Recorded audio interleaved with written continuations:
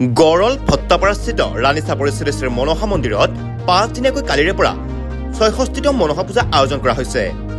জালুকবাৰী সমষ্টিৰ গড়ল ভট্টাপাৰাস্থিত ৰাণী চাপৰি শ্ৰী শ্ৰী মনসা মন্দিৰত ৫ দিনীয়াকৈ কালি সন্ধিয়াৰে পৰা ৭ বহাগ ২১ এপ্ৰিল সোমবাৰলৈ বৰ্ণাঢ্য কাৰ্যসূচীৰে মনসা পূজা অনুষ্ঠিত কৰা হয়। উক্ত মনসা পূজাখনিত কালি সন্ধিয়া অধিৱেশেৰে পূজা আৰম্ভ কৰা হয়। আজি পূজা ভাগৰ মূল পূজা অৰ্থাৎ ফল পূজা অনুষ্ঠিত হ'ব। প্ৰতিদিনে ধৰ্মীয় ৰীতি নীতিৰে পূজা ভাগ অনুষ্ঠিত কৰা হ'ব। উক্ত পূজাখনিত প্ৰতিদিনে সমূহ ভক্তপ্ৰাণ ৰাইজৰ উপস্থিতি তথা সহায় সহযোগ উদ্যোক্তাসকলে কামনা কৰিছে। নমস্কাৰ, জয় জয়তে ৰাণী চাপৰি শ্ৰী শ্ৰী মনসা পূজা কমিটিৰ তৰফৰ পৰা সদৌতি অসমবাসীলৈ আমি নৱবৰ্ষৰ ওলগ জনাইছোঁ। লগতে এই বছৰ ২০২৫ চনৰ বাৰ্ষিক পূজা ভোগৰ বাবে সমূহ ভক্তবৃন্দক আমি আমাৰ মন্দিৰলৈ আদৰণি জনাইছোঁ। এইবাৰ আমি ৫ দিনীয়া কাৰ্যসূচীৰে পূজা ভাগ আমি প্ৰতি বছৰে হয়, এই বছৰৰ ৫ দিনীয়া কাৰ্যসূচী আমি আৰম্ভ কৰিছোঁ। আজি চতুৰ্থী তিথি, আজি সন্ধিয়া আমাৰ অধিবাস পৰ্ব হ'ব। অধিবাসৰ অন্তত ওজাপালি থাকিব, ঢুলীয়া থাকিব। ওজাপালি ঢুলীয়াৰে আজি অধিবাসৰ অন্ত পৰিব। কালি আমাৰ পঞ্চমী অৰ্থাৎ মূল পূজা। এই মূল পূজা ৰাতিপুৱা ৬টা বজাৰ পৰা আমি জলযাত্ৰা আৰম্ভ কৰিম। এই জলযাত্ৰাৰ পিছত আমাৰ দুলনি আদৰণি আনিব, ঘট স্থাপন হ'ব। তাৰপিছত মূল পূজা ভাগ আৰম্ভ হ'ব।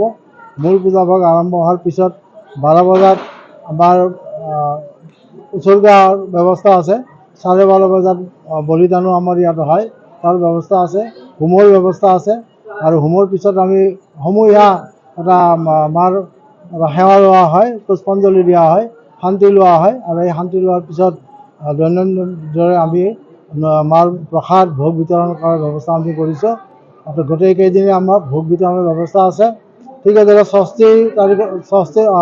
পঞ্চমীত আমাৰ নিশাৰ ভাগত আৰতি আছে। আৰতিৰ পিছত আমাৰ অজাই গোটেই মনসা কাব্যখন গাই শুনাব সমূহ দৰ্শকবৃন্দক। একেবাৰে ৰাতিপুৱালৈকে তেওঁলোকে মনসা কাব্যখন ৰাইজক প্ৰদৰ্শন কৰিব।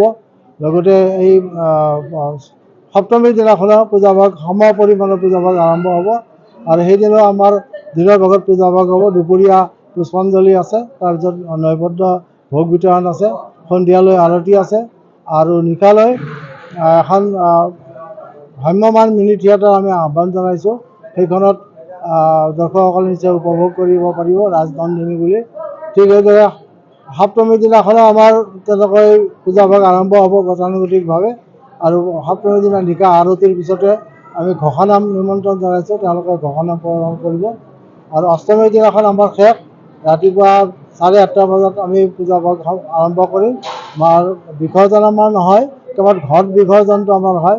আমাৰ মা যেতিয়া এটা পীঠ হিচাপে লোৱা হৈছে, গতিকে আমি অষ্টমীৰ দিনাখন পূজা ভাগ শেষ কৰিছোঁ। আৰু অষ্টমীৰ দিনা শেষত গধূলি প্ৰায় 9:30মান বজাত আমাৰ মাৰ শেষ নিৰ্মালিকন ৰাজহুৱাভাৱে লোৱা হয়। গতিকে এইভাবে পূজাত আমি আশা কৰিছোঁ যথেষ্ট সংখ্যক ভক্তবৃন্দৰ সমাৱেশ ঘটিব। আজি আপোনালোকে দেখিছে, বিগত বছৰবোৰত চতুৰ্থী দিনাখন ইমানখিনি দৰ্শক আমাৰ ইয়াত সমাৱেশ নহয়, কিন্তু আজি আপোনালোকে বহুতখিনি দৰ্শক দেখিছে। আৰু অহাকাইলৈতো অভূতপূৰ্বভাৱে আমি আশা কৰিছোঁ যে সমগ্ৰ অসমৰ পৰা মাৰ ভক্তসকল আহি আমাৰ ইয়াত দেৱীৰ চৰণত সেৱা জনায় মনোবাঞ্ছা পূৰণৰ কাৰণে। আৰু মা ভগৱতীয়ে ৰাইজৰ মনোবাঞ্ছা পূৰণ কৰি আহিছে। আমি বহুতখিনি প্ৰমাণ আমি ইতিমধ্যে পাইছোঁ।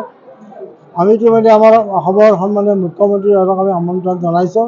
তেখেত হয়তো কোনোদিন আহে আমাক সঠিকভাৱে এতিয়ালৈ কোৱা নাই, যদিও তেখেত অহাৰ আমি এটা আশা কৰিছোঁ। আমাৰ পূজাখন তেখেতে যোৱাবাৰো প্ৰদৰ্শন চাইছে তেখেতে, এইবুলি আমি তেখেতক আমন্ত্ৰণ জনাইছোঁ।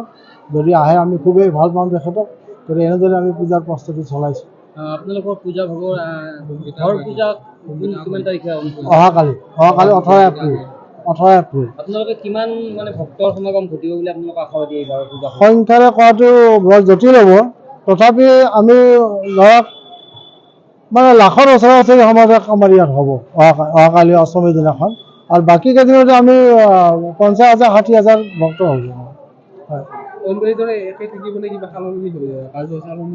কাৰ্যসূচী গতানুগতিকে থাকে আমাৰ, কিন্তু বিশেষ কাৰ্যসূচী বুলি আৰু আমি ৰখা নাই। যিহেতু আমাৰ পূজা ভাগ খুব সাত্বিকভাৱে কৰা হয়, কোনো জাক জমকতা কি খুব এটা হেৰি ধৰণৰ উচ্ছৃংখল পৰিৱেশ আমাৰ ইয়াত নাথাকে। প্ৰত্যেকজন ভক্তবৃন্দই মাৰ চৰণত সেৱা জনাই খুব শান্তিপূৰ্ণভাৱে মাক সেৱা কৰাৰ এটা সুযোগ আমি দিবলৈ প্ৰয়াস কৰিছোঁ। এইবুলিও যদি আমাৰ নিৰ্মাণ কাম সম্পূৰ্ণ হৈ উঠা নাই, তথাপি ৰাইজক আমি অনুৰোধ কৰিম যাতে যিখিনি আমি সুবিধা ৰাইজক দিব বিচাৰিছোঁ সেইখিনিৰে সুবিধা গ্ৰহণ কৰি যাতে নিয়ম শৃংখলা অক্ষুণ্ণ ৰাখি ৰাইজে দেৱী দৰ্শন কৰে, তাৰ বাবে আমি কমিটিৰ পৰা ৰাইজক অনুৰোধ জনাইছোঁ। ভক্তসকলৰ বাবে কেনেকুৱা ধৰণৰ ব্যৱস্থা গ্ৰহণ কৰিছে আপোনালোকে? আমাৰ ভক্তসকলৰ বাবে ইতিমধ্যে দেখিছেই যে সদায় ভোগ বিতৰণ হয়, আজিও ভোগ বিতৰণ হ'ব। অহাকালি ৰাতিপুৱা 6 বজাৰ পৰা যিসকল ভক্ত আহে তেওঁলোকক আমি চাহেৰে আপ্যায়ন কৰাৰ ব্যৱস্থা কৰিছোঁ। আৰু যেতিয়া আমাৰ পূজাভাগ অন্ত হ'ব, অৰ্থাৎ যেতিয়া আমি ৰাজহুৱা শান্তি ল'ম মাৰ ওচৰত, এই শান্তিৰ পিছত আমাৰ নৈবদ্য বিতৰণ হ'ব আৰু ভোগ বিতৰণ ৰাতি 11-12টালৈকে ভোগ বিতৰণৰ ব্যৱস্থা কৰিব। পলাশবাৰীৰ পৰা Jitu Manohar report, news any 365। Stay informed, stay ahead. News Any 365.